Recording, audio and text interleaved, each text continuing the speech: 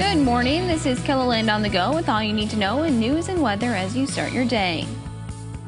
First responders in western South Dakota are reminding drivers to slow down and move over after a fire on I-90 over the weekend. The Interior Volunteer Fire Department says it happened on Saturday.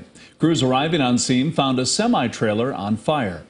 The driver had already detached the truck from the trailer. Officials say people were driving fast through the scene. An SUV went through at over 80 miles an hour. The driver was later found by law enforcement and given a ticket. 3 people were hurt in a weekend rollover in Dual County.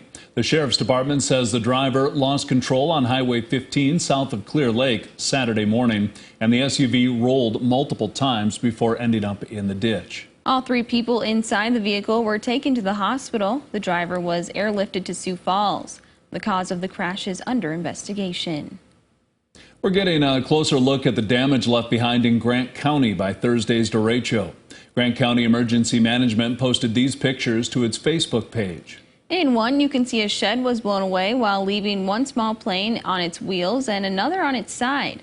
In another, you can see the roof was blown off of a business. Several barns and grain bins were also damaged. Stay with KELOLAND News as we check in on the hardest hit areas. Well, now let's get a check of this morning's weather with meteorologist Scott Munt. Good morning, Scott. All right. Good morning, Sarah. Good morning, everybody. We are looking at a warm day. Temperatures into the 70s for afternoon highs. A couple of us may hit the lower 80s in south central and southeastern South Dakota. Winds are light right now. They'll pick up a little. They probably average around 10 to 20 miles per hour. But all in all, looks like a rather pleasant day. We'll watch for rain chances that will come in tonight and last into tomorrow. And details on that with Brian Karstens coming up. Yeah, things look a bit different at the South Dakota State Fairgrounds. The old sheep barn is gone now, and construction has begun on the deck center. The facility will not only benefit the fair, but also provide a new event space for the Huron community. It is a great place for us to showcase our livestock, which is what our Huron and South Dakota heritage is all about, is the agricultural side of the fair. So we know that when people come in, that they're experiencing true history of our Agri Center. There will be 2 rodeo arenas and space for 1,700 cattle stalls. If you're driving in southern Sioux Falls this week, there are some lane closures you should be aware of. Today, crews will be installing new traffic lights at the northwest corner of 49th and Western. The southbound to westbound turning lane will be closed. Then on Wednesday, crews will be installing new lights on the southwest corner of the intersection. The eastbound to southbound turning lane will be closed. Work is expected to take 2 days per closure. And as work to widen Cliff Avenue between 49th and 56th Streets ramps up, another project is starting just to the north.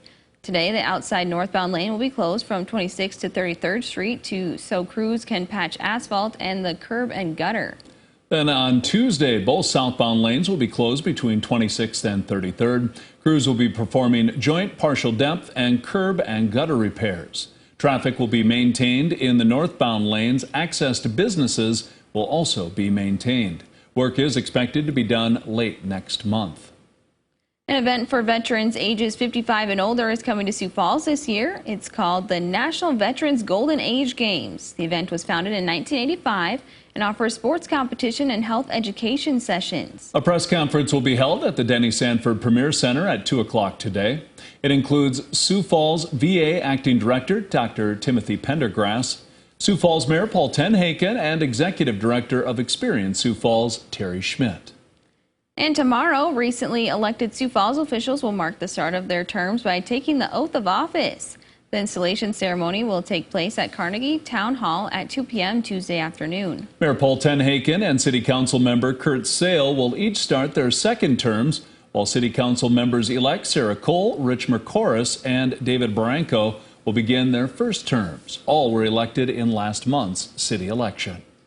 If you're looking to make a difference today, there's an opportunity to do just that. KELOLAND Media Group is hosting the Flying for Life blood drive right now outside our studio along Phillips Avenue in downtown Sioux Falls. Donors will be able to vote for either the Sanford or AVERA flight team.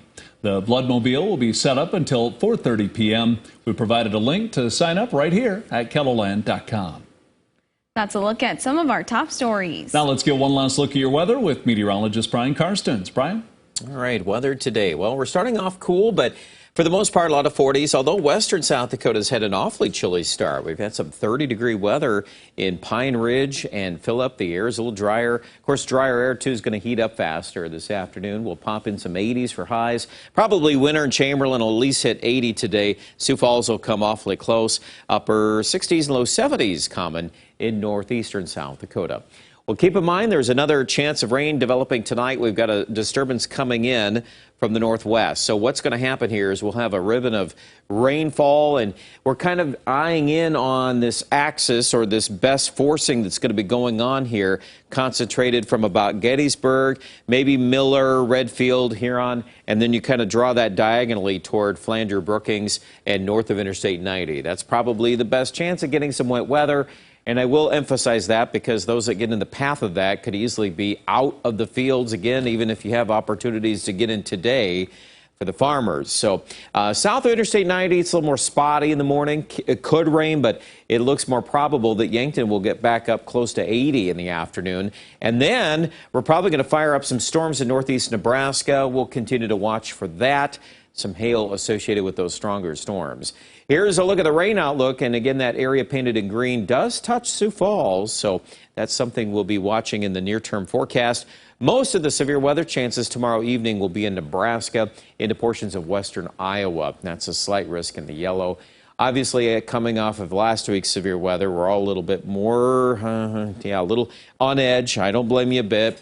Here's the deal, though. The forecast this week, we've got one more possible severe weather setup here Thursday. We got a clashing of the air masses. A pretty strong cold front's going to come through Thursday afternoon. Look at the air behind that. Way below normal. We're going to have to start talking highs in the 50s, 30s on overnight lows. Talk of frost will really depend upon, a number of variables that usually come into play, a day or two before. We'll see that better. But clouds, wind, how much moisture's in the ground, all those kind of things. For now, we've put in a couple 37s there.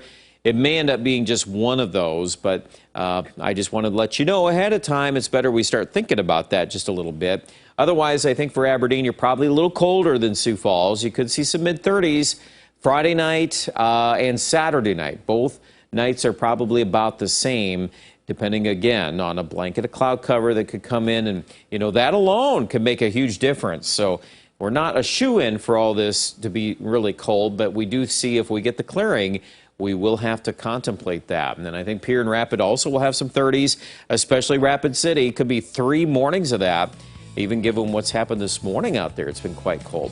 Check out the details at KELOLAND.com.